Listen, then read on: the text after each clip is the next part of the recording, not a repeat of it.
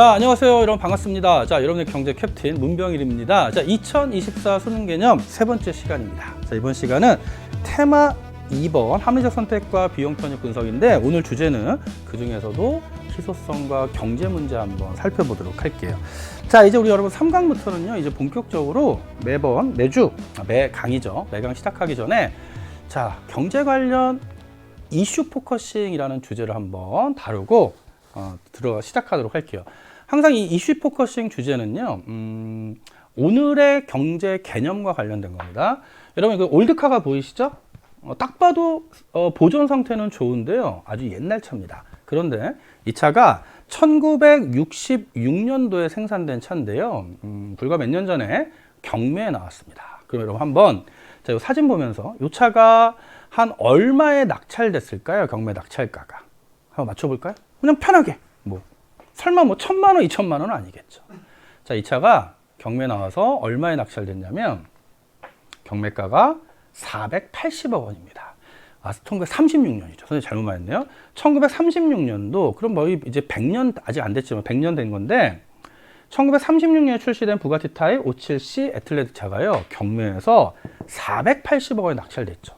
근데 여러분 생각해보세요. 이 차 거의 100년 된 차인데요, 몰 수 있을까요? 몰지 못하겠죠. 그런데도 아니 너무 높은 거 아니야? 라고 생각할 수 있죠. 바로 오늘 배우는 경제 개념입니다. 자, 그러면 이제 먼 얘기 하지 말고요, 이건 외국차고 우리나라 한번 볼까요? 이 사진 본 적 있나요? TV입니다. TV. 아, 또 이거 선생님이 나 기억나 이러면은 또 선생님 나이 많다고 그럴까 봐 말을 못 하겠는데 선생님 이거 TV를 본 적이 있어요. 그래서 이게 옛날 TV인데 흑백 TV입니다. 그래서 여러분 채널이요, 리모컨이 없었어요. 그래서 여러분 보면 여기 이렇게 동그란 거 보이나요? 그래서 이렇게 돌렸습니다. 이거 전자레인지에 있는 타이머 같은 거죠. 그래서 여기가 12번, 1번 이렇게 돼서 이걸 채널 돌려가지고 조절했고요. 다리가 달려 있었죠. 그리고요, 요거보다 조금 더 비싼 TV는 여기 문이 있었어요. 문이 있어서 이렇게 문을 이렇게 닫습니다. 미닫이 문처럼 닫아서요, 가운데에 자물쇠로 잠궈놨어요, 부모님들이. 왜? 이 귀한 TV 닳는다고. 그런데요, 이 TV가 1966년도에 출시된 금성 TV입니다. 그 당시에는 이제 상호인데, 이 금성 TV가 그 당시 가격이 얼마였냐면, 이 당시 TV 가격이 6만 원이었거든요. 그런데 여러분, 이게 얼마에 최근에 경매에 나와서 낙찰됐냐면, 그 전에 먼저. 그럼 1966년도에 이 TV가 6만 원이었죠. 그 당시, 월평균, 보통 우리나라 평균 당시 월평균 소득이 10,000원이었어요.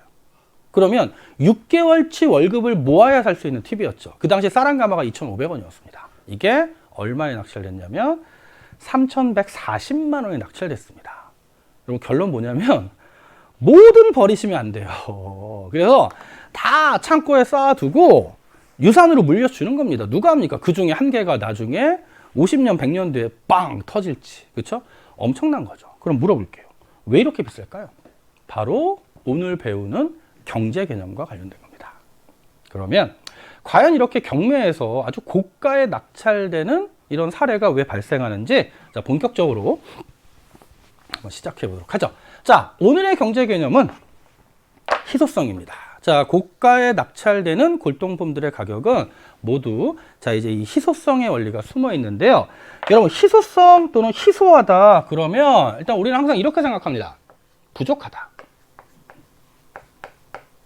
그렇죠? 희소성, 희소하다는 건 부족한 거죠. 그런데 여러분 주의할 게 있어요. 우리가 자, 희소성을 얘기할 때 부족하다는 개념은 절대적 개념이 아니고요.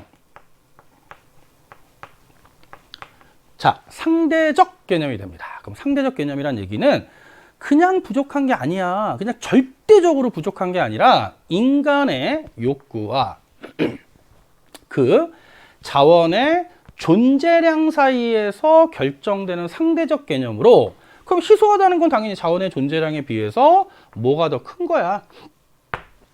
인간의 욕구가 더 큰 거죠. 그러니까 인간들이 필요로 하는 욕구보다 자원의 존재량이 적기 때문에 부족하고 우리는 그때 희소하다라고 얘기를 합니다. 그런데 이 단순한 개념이 왜 중요한지 한번 볼게요. 그럼 여러분 보세요.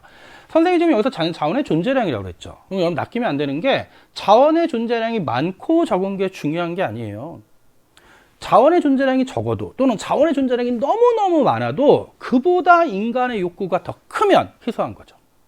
그쵸? 그럼 당연히 희소성이 크면 클수록 경제적 가치, 즉 가격은 더 비싸진다라는 게 일반적인 상식이 되는 겁니다. 자, 그러면 이렇게 이해해 볼게요. 이게 상대적 개념이라는 게, 자, 어떤 섬이 있습니다. 선생님이 이 사례를 대학교 때 경제학 원론 배우면서 교수님이 얘기하신 사례인데, 수업 중에 항상 수능 개념에서 얘기를 합니다.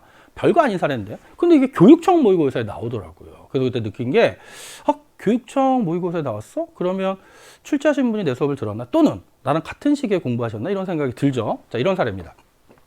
자, 어떤 섬이 있는데, 그 섬에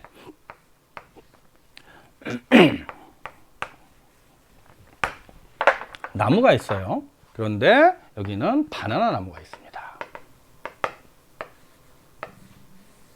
바나나. 딱 봐도 바나나죠. 근데 뭐 이런 광고 있죠. 바나나는 원래 하얗다 하지만 노란색으로 표시할게요. 근데 여기는 이제 망고 나무가 있습니다. 이거 선생님 반성해야 되는데, 작년에도 그랬는데, 선생님 항상 망고 나무 얘기하면서, 근데 선생님이 망고 열매를 본 적이 없어요. 망고 음료만 봐가지고, 하여튼 뭐 망고가 이렇게 있습니다. 망고라고 칠게요. 자, 그런데 여러분, 이 바나나가 100만 그루가 있어요. 자, 망고는 10그루가 있습니다. 그러면 자원의 존재량은 바나나가 압도적으로 많죠. 그럼 여러분 딱 봐도 누가 비싸야 돼요? 망고가 비싸야 되죠. 그런데 이 섬의 시장에서 바나나는 개당 10만 원에 거래가 됩니다. 그런데 망고는 개당 10원에 거래가 돼요. 무슨 의미일까? 양이 중요한 게 아니죠. 바나나의 절대적인 존재량이 훨씬 더 많지만 망고의 절대적 존재량은 적지만 바나나는 개당 10만 원인데 망고는 개당 10원이라는 얘기는 사람들이 아무도 망고를 안 먹는 거죠. 욕구가 없는 거죠. 즉 자원의 존재량이 많아도, 엄청나게 절대적으로 많아도 인간들이, 사람들이 바나나만 먹으면, 바나나에 대한 욕구가 너무 크죠. 그러면 부족해지고 가격이 올라가서 지금 얼마? 10만 원. 이처럼 희소성이라는 개념은 자원의 존재량이 많고 적다가 중요한 것이 아니라 그 존재량에 비해서 인간의 욕구가 더 크면 결국 존재량과 욕구 사이에서 결정되는 상대적 개념이다라고 이해하시면 돼요. 여기까지 됐죠? 자, 그런데 문제는 뭐냐면 인간의 욕구도 시간에 따라, 장소에 따라 바뀔 거고 자원의 존재량도 많았다가 적었다가 바뀌겠죠. 그러면 이렇게 됐다가 이렇게 될 수도 있잖아.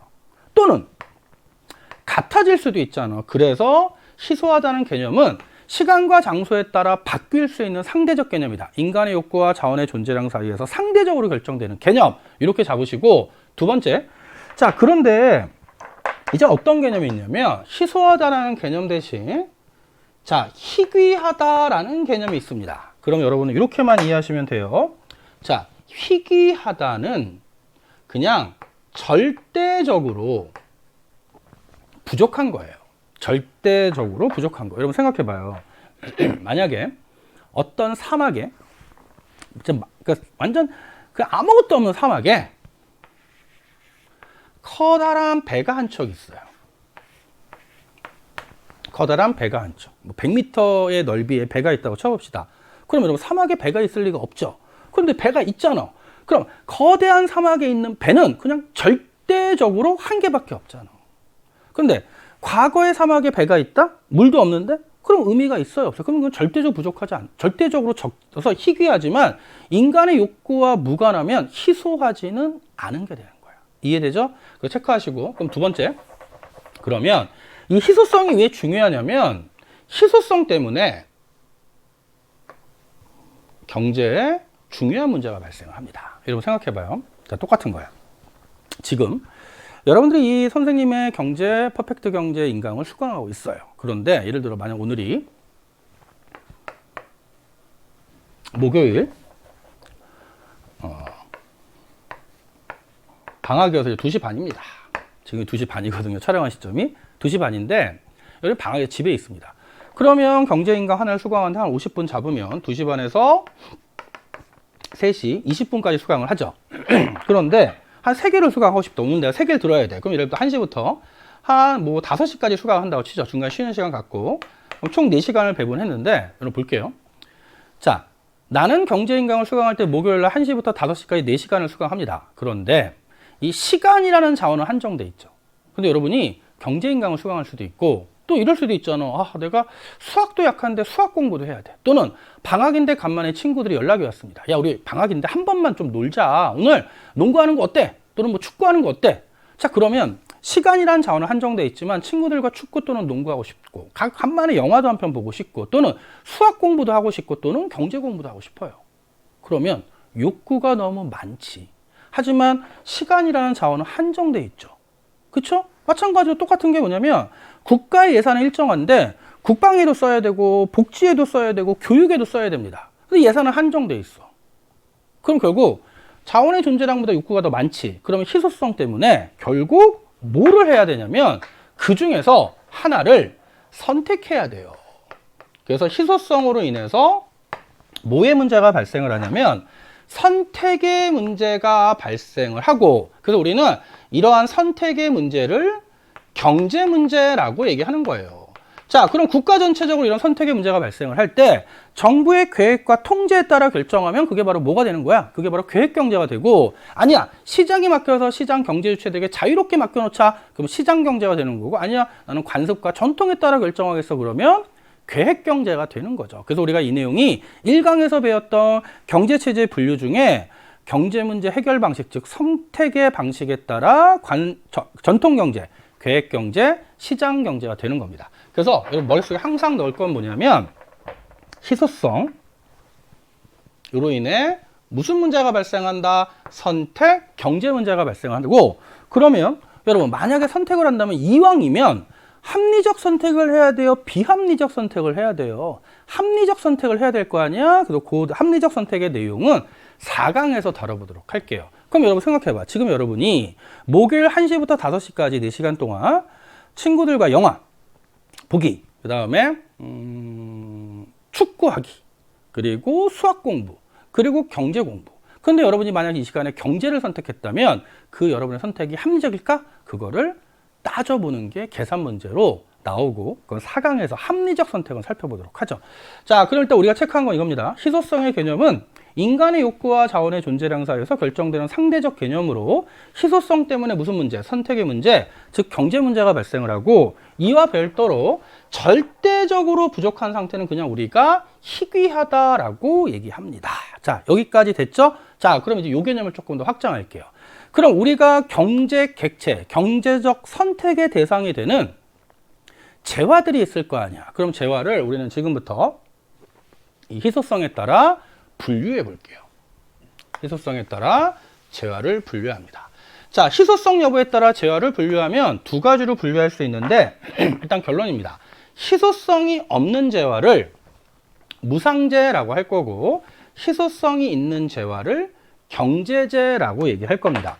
그럼 여러분 보세요. 이 무상재를 아마 또 학교에서 배운 친구들은 자유재라고도 할 수 있으니까 그냥 무상재, 자유재 그냥 갖다 보시면 되고, 하지만 일반적으로 무상재라는 표현이 쓰이고요. 그럼 무상재라는 얘기는 뭐냐면 인간의 욕구와 자원의 존재량을 비교해 봤더니 오히려 자원의 양이 더 많다라는 거죠. 그렇죠? 그러면 너무너무 흔한 거야. 그러니까 굳이 소비할 때, 사용할 때 대가를 지불할 이유가 없죠. 여러분 대표적인 무상재 뭐 있겠어? 햇빛, 깨끗한 공기죠. 아직까지는. 물론 나중에 뭐 우리가 이번에 코로나 어떤 그 팬데믹을 겪으면서 그 어릴 때 영화에서나 생각했던 마스크 이런 몇 년 동안 지금 마스크를 썼잖아. 그렇죠? 근데 앞으로 만약에 지구의 공기가 오염되면 이제는 그냥 일반 마스크, 산소 마스크를 쓸 수도 있는 거예요. 그럼 그때는 이제 공기의 고마움을 느끼게 되겠지. 그 돈 주고 이제 공기를 사서 쓸 수도 있는데, 그게 아니라 지금은 인간의 필요보다 햇빛 그리고 공기가 훨씬 더 많잖아. 그럼 굳이 사용할 때 돈을 지불할 이유가 없죠. 왜? 너무 풍부하니까. 그럼 그게 바로 무상재가 되는 거고요. 그 이유는 인간의 욕구에 비해서 자원의 양이 훨씬 더 많기 때문이에요. 자, 그래서 이 무상재는 꼭 체크할 게 뭐냐면 경제적 가치가 없다. 즉 경제적 가치는 시장 가격이 없다는 거죠. 근데 이에 반해 자, 경제재는 인간의 욕구와 자원의 양을 비교해 봤더니 욕구가 더 큰 거죠. 그럼 부족하고 결국 선택의 대상, 경제 문제의 대상이 되고요. 그럼 결국 경제적 가치가 존재하죠. 그럼 여러분이 돈을 지불하고 사는 모든 재화는 모두 경제자라고 보면 됩니다. 그럼 또 하나는 이 무상재는 시장에서 거래되지 않겠죠. 경제적 가치도 없고 시장에서 거래가 되지도 않지만 경제재는 경제적 가치가 있고 시장에서 거래가 되는 거죠. 그래서 여러분이 학원에서 쉬는 시간에 또는 학교에서 쉬는 시간에 매점이나 편의점 가서 사는 모든 재화, 뭐 100원짜리 껌이 이제 100원짜리는 없겠죠? 몇백 원짜리 껌이라 하더라도 모두 경제재가 되는 거예요. 그래서 이게 가장 기본적 개념이고 또 하나, 이 경제재에서 희소성이 커지면 커질수록, 즉 양과 인간의 욕구 사이 갭 차이가 커지면 커질수록, 즉 희소성이 커지면 커질수록 당연히 경제적 가치는 보다 더 커질 거야 라는 건 당연한 겁니다. 돼요? 자, 그럼 우리는 희소성에 따라 무상재와 경제재를 나눴고요. 자, 조금 더 디테일하게 이를 그래프의 분석으로 볼 건데, 여러분 하나만 미리 우리가 아직 수요 공급을 안 배웠죠. 그런데 앞에서 인간의 욕구, 그럼 이걸 우리는 뭐로 표현할 수 있냐면, 자, 수요로 표현할 수 있어요. 사고자 하는 욕구를 수요라고 그러거든. 그 자원의 존재량은 그냥 공급으로 한번 표시를 해봅니다. 그리고 여러분 중학교 때 기억나요? 중학교 때 수요 곡선과 공급 곡선을 한번 배웠죠. 근데 몰라도 되고, 우리는 아마 이제 뒤에서 수요와 공급을 배울 텐데 미리 한번 맛만 보고 가는 겁니다. 그래서 선생님 전 수요 공급 모르는데 이거 뭡니까? 어려워. 포기 이러지 말고 그냥 그렇구나 라고 짚고 넘어가면 나중에 수요 공급 배운 다음에 그때 이게 이거였구나 라고 이해가 될 겁니다. 자, 그럼 다시 돌아와서 우리 무상재 그래프부터 볼게요. 자, 무상재는 다시 자유재라고도 하고요.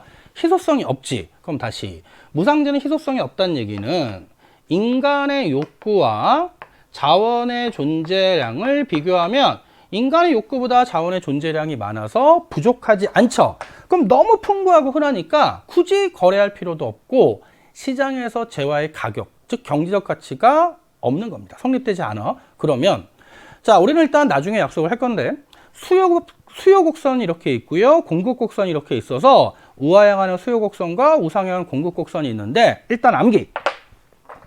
가로축에서 만나지 않습니다. 가로축에서 만나지 않고요. 자, 이렇게 일단 이해하시면 좋아요. 수요가 인간의 욕구고 공급이 자원의 존재량인데, 자, 모든 가격대에서 자, 수요량은 여기인데 공급량은 여기죠. 그럼 욕구보다 존재량이 많다. 자, 모든 가격대에서 수요량보다 공급량이 많다. 이 오른쪽에 수량이니까. 자, 모든 가격대에서 이 가격대에서도 수요량보다 공급량이 많다. 자, 따라서 항상 어느 가격대에서나 수요량보다 공급량이 많아서 우리는 이것을 자, 초과 공급 상태에 있다. 욕구보다 자원의 존재량이 많다. 그리고 일단 그 그래프 모양 외우기 어려운 거 아니니까 일단 나중에 자세히 설명하고요. 가로축에서 만나지 않아요. 가로축에서 항상 초과 공급 상태. 자, 그런데 경제재라는 그래프는 이 수요 곡선과 우상향하는 공급 곡선이 서로 교차합니다. 그럼 서로 교차하는 요 교차 지점이 있죠? 요 교차 지점을 우리가 나중에 시장 균형이라고 할 거고요. 요때 옆으로 쫙 거서 그때 세로축이 가격이잖아. 그럼 요 가격이 시장 균형 가격이 되는 거예요. 그럼 여러분이 마트에서 생수를 500원 주고 샀지. 그럼 그 생수 500원은 그냥 결정된 게 아니라 생수에 대한 사람들의 욕구, 수요와 생수에 대한 공급 곡선이 만나는 점에서 그때 자, 균형 가격이 결정되는 거고, 요때 아래로 내리면 그때가 바로 뭐냐면 Q스타, 이게 바로 균형 거래량이 되는 거예요. 이거 수요 공급 때 자세히 배우고, 그럼 결론은 경제재는 수요 곡선과 공급 곡선이 서로 교차한다. 돼요? 그럼 그림을 외웠어. 근데 우리 얘기했던 거. 그럼 경제재는 인간의 욕구와 자원의 존재량을 비교하면 인간의 욕구가 더 많은 거죠. 다시 복습. 희소성은 절대적 개념, 상대적 개념. 상대적 개념이라는 얘기는 욕구가 변할 수도 있죠. 이때 욕구가 작아지고 또는 커지고, 양도 커지거나 작아지고, 또는 경제재도 욕구가 커지거나 작아지고 양도 커지거나 작아질 수 있잖아. 그럼 그 얘기는 결국 뭐냐면 한 번 무상재가 영원한 무상재가 아니라는 겁니다. 무상재가 시간이 지나면 경제재가 될 수도 있고요. 또는 이 경제제도 시간이 지나면 무상제가 될 수도 있죠. 그래서 우리가 이런 걸 무상제가 경제제가 되는 걸 무상제 경제제와 경제제가 무상제가 되는 걸 경제제 무상제화라고도 얘기를 합니다. 자, 그러면 이렇게 일반적으로 무상제가 도대체 경제제가 될 수 있는 경우는 어떤 경우가 있는지 한번 같이 살펴보도록 할게요. 자, 일단 먼저 무상제 경제제와 일단 무상제 그림부터 볼게요. 자, 우하향하는 수요, 우상향 공급이 가로축에서 안 만나. 그래서 항상 초과 공급 상태입니다. 그럼 첫 번째, 자, 무상제가 경제제가 되는 경우 첫 번째는 나, 교재 순서대로 있죠? 그 다가 있는데 여러분 보세요. 원래 우하향하는 수요, 우상향 공급이 이렇게 있어서 가로축에서 만나지 않다가 그러면 이 공급, 차원의 존재량이 줄어드는 거야. 그래서 줄면 왼쪽으로 이동하거든요. 그럼 왼쪽으로 이동해 공급 감소가 이루어지면 교차해서 만나지. 그럼 무상제였다가 자, 뭐가 감소하면 공급이 감소하면 무상제가 경제제가 될 수 있습니다. 그래서 여러분 이거 사례까지 알고 있어야 돼요. 사례 뭐냐면 그냥 물이 아니라 클린, 깨끗한 물이 대표적 사례예요. 깨끗한 물이 대표적 사례. 자, 이런 거예요.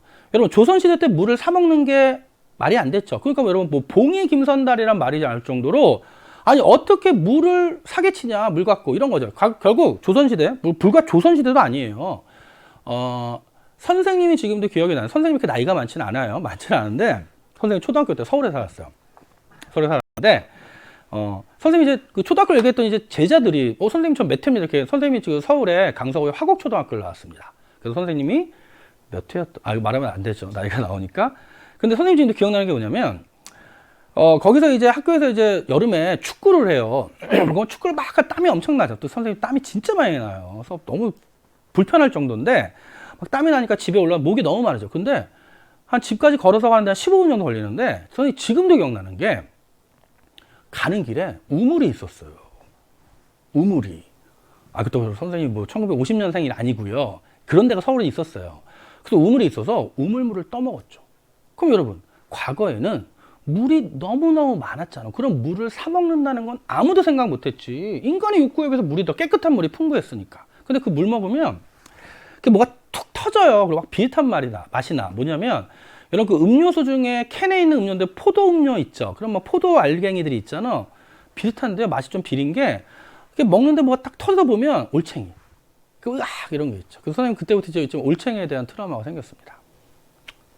그래서 그만큼 과거에는 깨끗한 물이 무상제였어요. 근데 여러분 생각해보세요. 지금 물을 어떻게 먹죠? 선생님도 다 정수기입니다. 또는 생수 사 먹죠.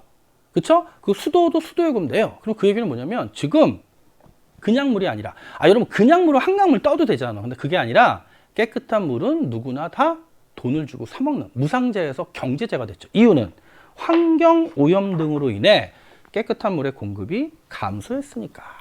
돼요? 자, 그런데 그럼 지금 이제 공급 감소로 이제 깨끗한 물이 경제제가 됐지만 만약에 사람들이 환경을 정화하고 막 노력을 해서 이제 환경이 깨끗해지면 다시 이제 동네마다 우물이 생기고 한강물을 그냥 떠먹을 수도 있다. 그러면 공급이 증가하면 다시 무상제가 될 수도 있겠지. 그거 체크하고 두 번째는 자, 이겁니다. 다의 사례는 수요가 증가해. 자, 무상제였어. DS. 근데 갑자기 인간의 욕구가 커진 거야. 공급은 그대로인데. 그래서 D'으로 바뀌면서 경제제가 되는 사례가 있겠죠. 그러면 자, 수요가 증가해서 경제제가 되는 사례도 있습니다. 그럼 여러분 이런 사례 뭐 있냐면 정말 많은 사례가 있는데 선생님은 대표적으로 이런 사례를 얘기합니다. 바로 뭐냐면 모래예요. 모래. 여러분 봐봐요. 저는 중학교 때까지 어떤 학생이었냐면 부끄럽진 않아요. 여러분 그 초등학교 이런 데 보면 중학교 보면요 항상 혼자 이렇게 그 운동장에 그 철봉 있는 데 앉아서 흙 파먹는 아이 있죠. 선생님이었어요. 선생님 그만큼 되게 자유로운 영혼이었습니다. 왜 흙 파먹었냐면 애들이 학원 가야 된다 또 엄마가 부른다고 가요. 전 더 놀아야 되는데. 그래서 어두워질 때까지 노는 겁니다. 어머니가 불러도 안 듣죠. 그러니까 많이 혼났는데 그런 아이였어요. 그래서 여러분 보세요. 그럼 보통 모래가 과거에는 그냥 운동장에 깔려 있죠. 그리고 선생님이 이제 그 초등학교 다닐 때 그 강호동 선수가 씨름으로 정말 유명했습니다. 그런데 여러분 지금 선생님이 키를 가늠이 안 될 텐데 선생님이 이 키가 초등학교 5학년 때 키예요. 참고로 선생님 키가 되게 큽니다. 약 180이 안 돼요, 약간. 근데 이 키가 초등학교 5학년 때 키니까 초등학교 5학년 때 그때 판반 맨 뒷번호였어요. 지금 감독님이 카메라 밑으로 제 다리를 보시는데 생각보다 큽니다. 생각보다 큰데. 그래서 하여튼간 초등학교 5학년 때 이 키였으니까 반에서 제일 컸죠. 그러니까 선생님들이 저한테 씨름하라고 그랬어요. 너도 강호동처럼 뭐 이렇게. 그런데 모르죠. 그때만 했다면 그 사람의 인생은 모르는 거니까. 근데 그때 그만큼 모래가 친숙했는데 그 당시에 모래는요. 존재량은 많았어. 하지만 어디에 쓰임새가 있었냐면 방금 말했던 학교 운동장의 씨름장 이런 데 또는 그냥 아파트 건설 요때 여기밖에 안 쓰여서 존재량에 비해서 인간의 욕구가 훨씬 적었죠. 그러니까 모래를 돈을 주고 산다? 아무런 의미가 없었죠. 그치? 그런데 시간이 지나면서 우리나라의 반도체 산업이 발달합니다. 반도체 원료의 규사 이런 게 있는데 모래가 들어가요. 그러면서 모래에 대한 수요가 급증하는 거죠. 지금 모래는 금만큼은 아니어도 아주 비싸게 거래되는 경제재가 된 겁니다. 이해돼요? 오케이. 자, 그래서 수요 증가가 대표적인 모래. 그럼 결국 어떤 재의 공급이 감소, 수요 증가가 동시에 발생해도 경제재가 될 수 있겠죠. 그래서 생각보다 이거 단순한 내용이고 경제의 가장 기본적 내용 시험에 안 나오다가 드디어 작년, 재작년 평가원에서 한번 언급을 했습니다. 그래서 꼭 그림 알아두시고 자, 그럼 우리가 이제 무상재까지 봤죠. 그런데 갑자기 뜬금없이 이런 모양의 수요 공급 곡선이 나옵니다. 특이한 수요 공급 곡선이 나와요. 그래서 여러분 딱 보자마자 이거 무상재인가요? 아니죠. 왜냐면 우리 무상재는 가로축에서 안 만나야 되잖아. 근데 이거는 세로축에서 안 만나네. 그래서 일단 암기하고 접근하는 게 편합니다. 일단 외우세요. 이거 경제재입니다.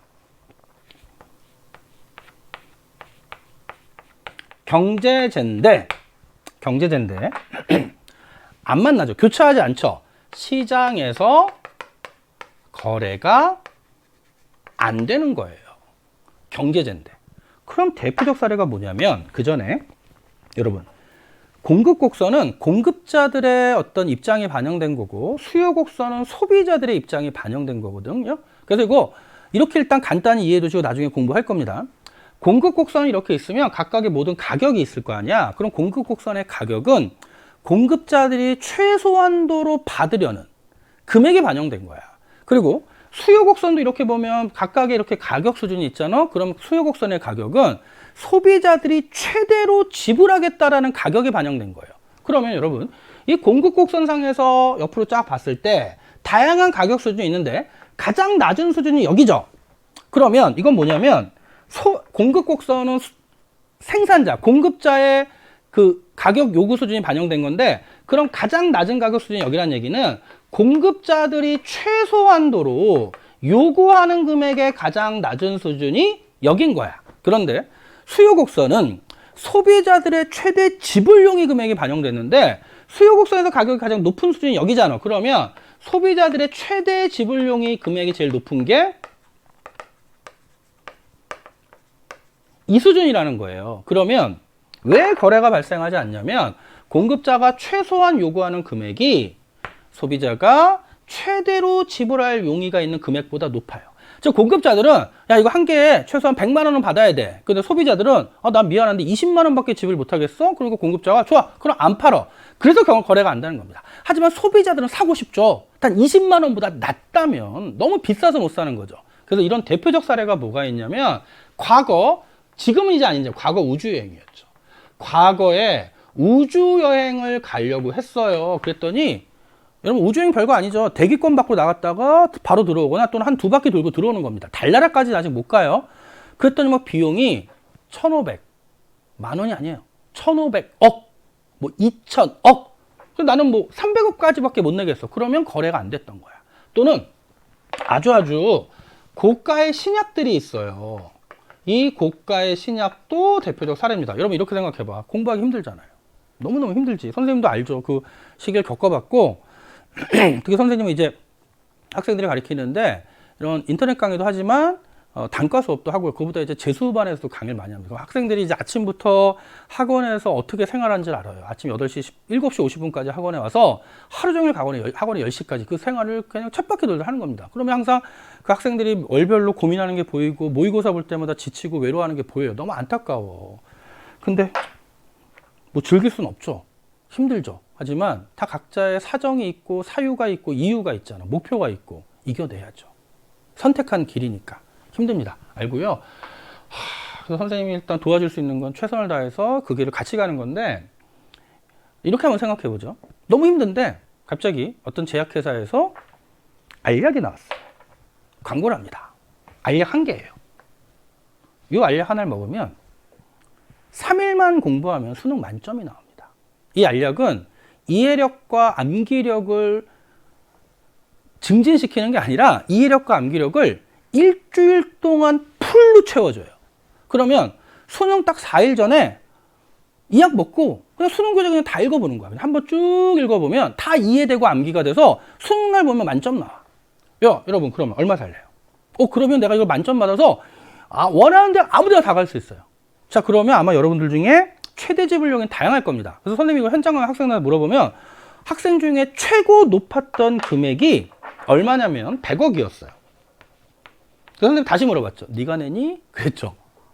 그쵸. 그러더니 자기가 낸다면 100억까지 낼 용의가 있지만 돈이 없잖아. 그래서 현실적으로 부모님 상황 고려해서 그랬더니 최고가 2억이었어요.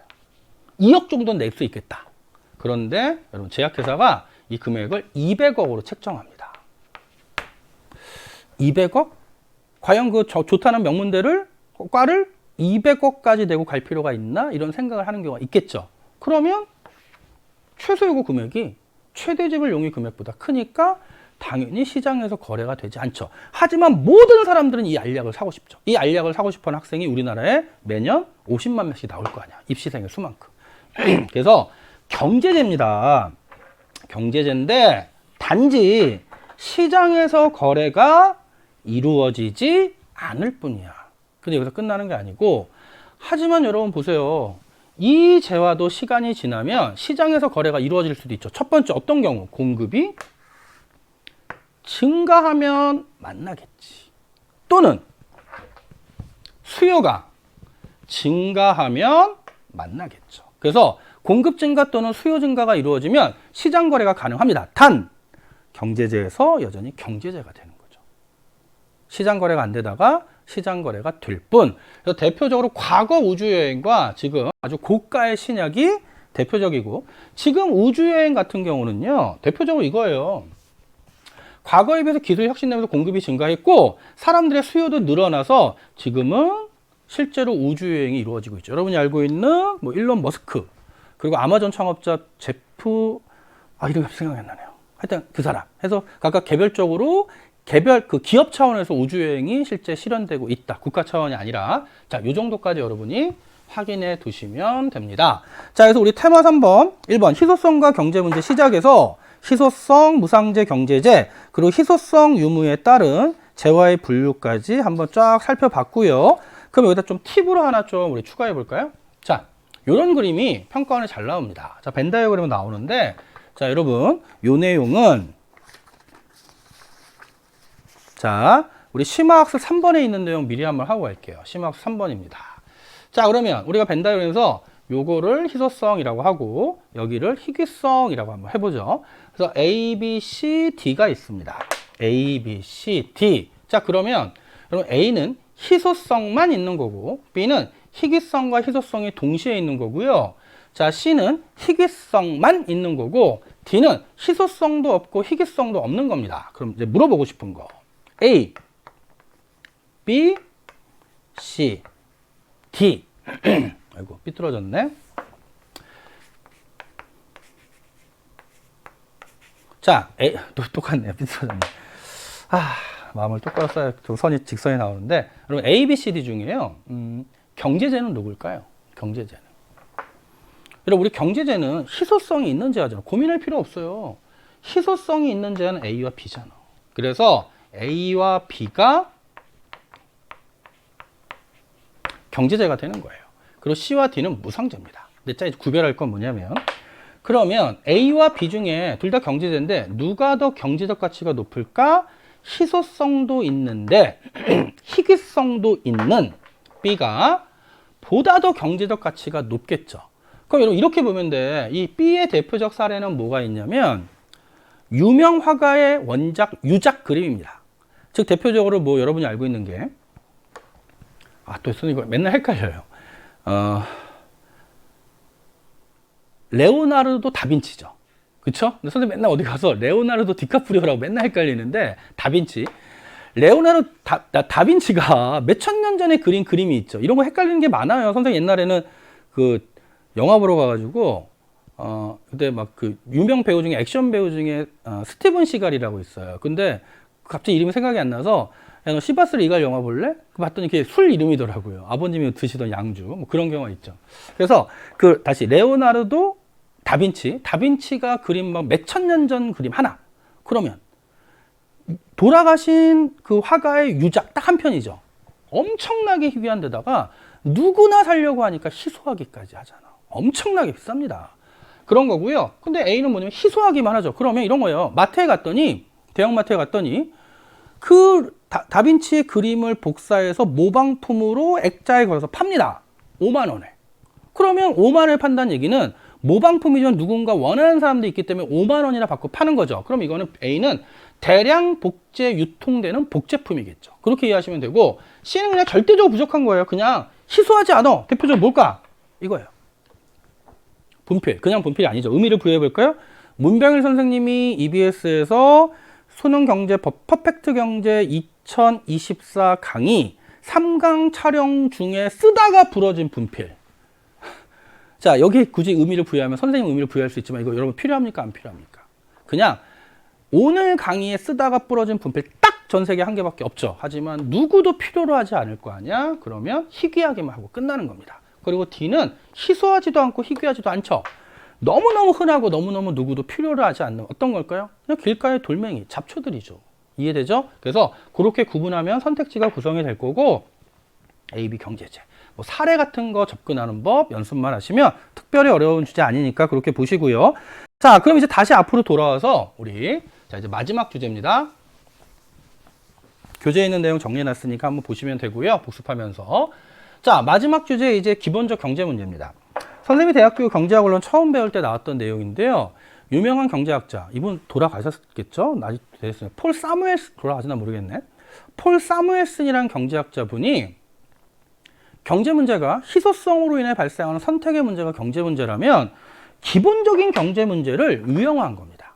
그래서 사무엘슨이라는 경제학자가 그 경제 문제는 선택의 문제라면 그 선택의 문제는 기본적인 게 뭐가 있을까 해서 기본적 경제 문제로 이렇게 세 가지 유형화했다. 이게 바로 기본적 경제 문제고요. 그래서 시험에 잘 나옵니다. 그러면 볼까요? 일단 이렇게 이해하시면 돼요. 기본적 경제 문제를 이렇게 이해하시면 됩니다. 여러분이 이제 또는 여러분의 부모님이 취업을 하거나 사업을 하시다 은퇴를 했어. 근데 은퇴 이후에 그래도 퇴직금을 받았는데 한 10억을 받았는데 5억을 받았는데 이걸로 뭘 하지? 고민을 하는 거죠. 그럼 퇴직금이라는 자원은 5억밖에 없어. 하지만 하고 싶은 건 너무 많죠. 뭐 예를 들어 뭐 커피숍도 차리고 싶고 뭐 그다음에 치킨집도 차리고 싶고 또는 피자 가게 차리고 싶고 또는 뭐 서점을 차리고 싶고 하고 싶은 건 너무 많다고 하지만 한정된 5억 원이란 자원으로 인해서 다 할 수는 없잖아. 그럼 선택을 해야 되죠. 그래서 첫 번째 뭐냐면 생산물을 결정해야 됩니다. 한정된 자원 하에서 욕구가 너무 많아도 정확히 뭘 생산할지 결정하자. 그래서 우리가 이것을 무엇을 얼마나 생산할 것인가 라고 얘기합니다. 그래서 무엇을 생산물 얼마나 생산 수량의 결정 문제 줄여서 생산물의 결정 문제라고 하죠. 그럼 여러분 부모님이 은퇴한 이후에 퇴직금 5억 갖고 고민하다가 이렇게 결정했어. 좋아, 나는 커피 전문점을 차리기로 했어요. 그래서 커피 전문점 결정. 자, 그러면 이 생산물의 결정 문제는 생산물의 종류, 생산물의 수량을 결정하는 거죠. 그래서 당연히 여기에 적용되는 경제 원칙은 효율성과 형평성 중에 당연히 효율성이 됩니다. 자, 두 번째, 그럼 이번엔 생산 방법의 결정 문제예요. 그럼 생산 방법의 결정 문제라는 얘기는 생산 방법, 즉 생산 요소를 어떻게 투입할 것인가. 그럼 여러분 생산 요소 많지만 두 개로 줄여봅니다. 노동 또는 자본. 그럼 예를 들어 내가 커피 전문점을 차리는데 이렇게 차릴 수 있죠. 바리스타, 즉 커피 만드는 노동력을 투입하여 사람을 투입해서 커피를 생산할 수 있는 수제 커피, 또는 그게 아니면 고가의 커피 머신이 있어요. 자동 커피 머신. 커피 머신을 이용해서 커피를 생산합니다. 그럼 이 얘기는 결국 뭐냐면 바리스타를 투입한다는 얘기는 노동을 투입하는 거고, 커피 머신은 고가죠. 그럼 결국 기계야, 자본을 투입하는 거죠. 그럼 결국 생산 방법의 결정 문제는 뭐의 결정 문제냐면 어떻게 생산할 것인가 의 결정 문제가 되고요. 이를 조금 더 풀어보면 생산 요소, 노동과 자본이죠. 생산 요소의 배분, 결합 문제입니다.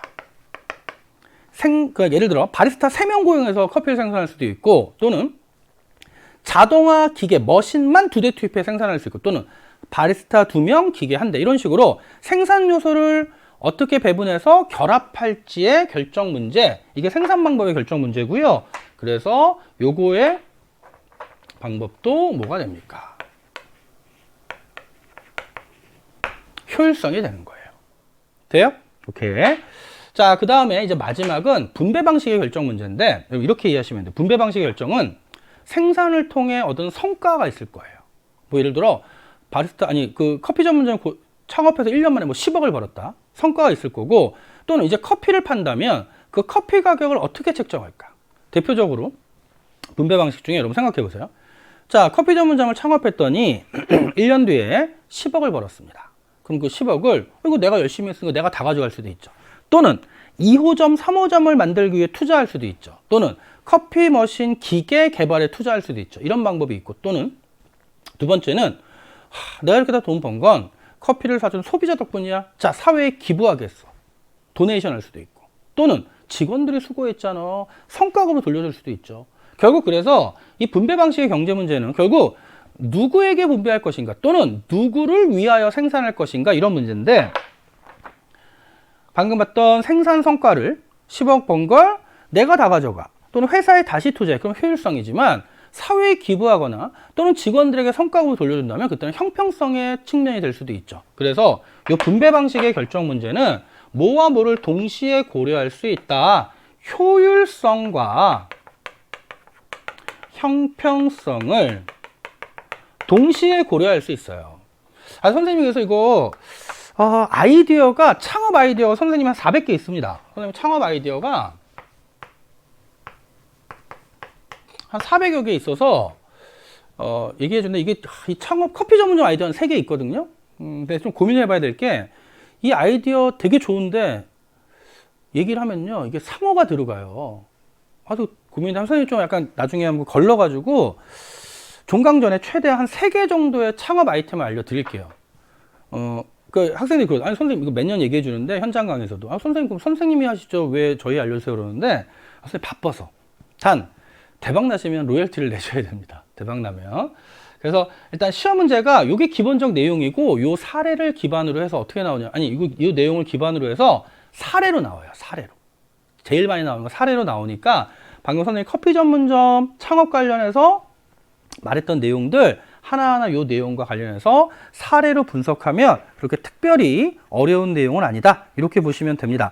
자, 우리 이렇게 해서 어디야? 희소성과 경제 문제에서 희소성, 그 다음에 무상재, 경제재 쫙 봤고요. 그 다음에 기본적 경제 문제에서 무엇을 얼마나 생산할 것인가, 생산물의 결정 문제, 어떻게 생산할 것인가, 생산 방법의 결정 문제. 자, 누구를 위해, 누구에게 어떻게 분배할 것인가, 또는 누구를 위해 생산할 것인가, 분배 방식의 결정 문제, 이렇게 정리하시면 되고요. 자, 그럼 개념 관련 내용은 이 정도까지 정리가 됐고, 우리 문제 한번 실제로 어떻게 출제되는지 한번 확인만 하고 가도록 할게요. 자, 22페이지에 21번 문제입니다. 자, 기업의 자원의 희소성, 그로 인해 경제 문제가 발생했고, 그리고 경제 체제가 또 희소성 때문에 경제 문제가 발생했다면 그 경제 문제 해결하는 방식에 따라 결국 또 3개로 나눴죠. 그럼 결론은 경제 문제, 경제 체제 모두 바탕에는 자원의 희소성이 깔려 있다. 여러분, 자, 여기까지 확인하시면 되고요. 자, 그럼 1번부터 갈게요. 기억, 자원의 희소성은 자원의 절대적 존재량이 적은 거 틀렸죠. 절대적 존재량이 아니죠. 희소성은 자원의 양은 많을 수도 있고 적을 수도 있죠. 요거는 희귀성을 얘기합니다. 자, 옳지 않은 거 일단 정답 1번. 그래도 우리는 나머지도 체크해 봐야죠. 2번. 니은을 결정하기 위해서. 자, 어떻게 생산할 것인가? 당연히 효율성. 무엇을 얼마나 생산할 것인가? 효율성. 누구를 위해 생산할 것인가? 효율성 또는 형평성. 아까 선생님 이게 분배 문제라고 그랬잖아. 아까 선생님이 얘기했는데 선생님은 분배 문제를 생산 성과만으로 얘기했죠. 10억을 번다면. 근데 이렇게 할 수도 있어요. 자, 커피를 만들었는데 커피 가격을 당연히 주인이 결정할 거 아니야? 커피 가격을? 그러면 그 커피 가격, 죄송합니다. 희귀성이죠. 커피 가격을 결정할 때 이럴 수 있어. 여러분, 커피 한 잔에 20만 원. 누가 삽니까? 커피가 맛있다면 부유층만 사겠지. 그러면 저소득층은 너무너무 먹고 싶어도 못 살 거 아니야. 근데 커피 가격을 1,000원. 그럼 누구나 다 살 수 있잖아. 이게 바로 누구를 위해 생산할 것인가와 관련된 거예요. 내가 만약에 효율성만 따진다면 좋아, 사고 싶은 사람들이 많으니까 좋아, 나는 하루에 커피 100잔을 100만 원에 팔겠어. 그럼 다 팔리니까. 하지만 나는 모든 사람이 커피를 평등하게 마실 수 있게 하겠어. 그러면 1,000원에 팔겠어. 이해되죠? 그래서 생산물 가격 결정과 생산 성과 둘 다 분배 관련 문제라는 거 보시고, 그러면 2번은 맞죠. 3번 디귿은 생산 요소에 여러분 다시 니은은 무엇을 얼마나 생산할 것인가 맞고, 효율성. 디귿도 효율성인데 디귿은 생산 요소의 결합 방법. 자, 디귿 어떻게 생산할 것인가 맞죠? 생산 요소의 배분과 결합 방법. 아까 앞에서 말했던 거고요. 4번 리을. 그치? 누구를 위해 생산할 것인가는 생산된 가치를 분배하는 것이다. 마지막 5번 볼까요? 자, 그럼 미음은 시장 경제 체제죠. 시장 가격에 의해 경제 문제를 해결한다. 맞죠? 경제 문제 해결 방식이 시장에 맡기면 보이지 않는 손이 작동을 하고, 그 보이지 않는 손은 가격이 작동한 어떤 원리예요. 가격의 작동 메커니즘. 그래서 5번도 맞습니다. 그래서 정답은 1번이고, 시험에 나올 때 여러분 자꾸 헷갈리는 건 뭐냐면 이겁니다. 여러분, 전통계획, 시장경제 모두 자원의 희소성이 바탕이 된다라는 것까지 여러분이 꼭 알아두셔야 돼요. 근데 여러분이 이렇게 자꾸 실수하더라고. 전통계획, 시장경제 그러면 경제 문제는 예를 들어 시장경제만 발생하는 틀리죠. 셋 다 경제 문제가 발생을 해. 단 해결하는 방식이 다른 거예요. 그래서 전통경제, 계획경제, 시장경제 모두 경제 문제가 발생을 하고 해결하는 방식이 다를 뿐이야. 그 여러분 이거 실제 수능이 문제가 이런 식으로 출제가 됩니다. 오늘 한 주제, 특히 희소성 관련 내용 그리고 경제 문제는 내용 개념이 그렇게 어렵지가 않아서 문제가 2점짜리로 여러분이 그냥 시험에서 확보하는 문제가 출제가 되니까 이런 문제는 절대로 틀리시면 안 돼요. 알겠죠? 이런 거 좀 주의하시고. 자, 우리 이렇게 해서 이번 시간 3강에서는 기본적으로 희소성 관련된 내용 쫙 정리가 됐고요. 특별히 어려운 내용 아니니까 개념 위주로 복습하시면서 꼼꼼히 정리해 두시면 뭐 여러분 특별히 어렵게 없겠죠? 그래서 관련 내용 공부하시고 우리 단원별 확인 문제 통해서 확인하시면 아마 클리어 될 겁니다. 자, 오늘 준비한 내용 여기까지였고요. 여러분 복습 다시 한번 좀 철저히 부탁드릴게요. 자, 힘내시고요. 항상 응원합니다.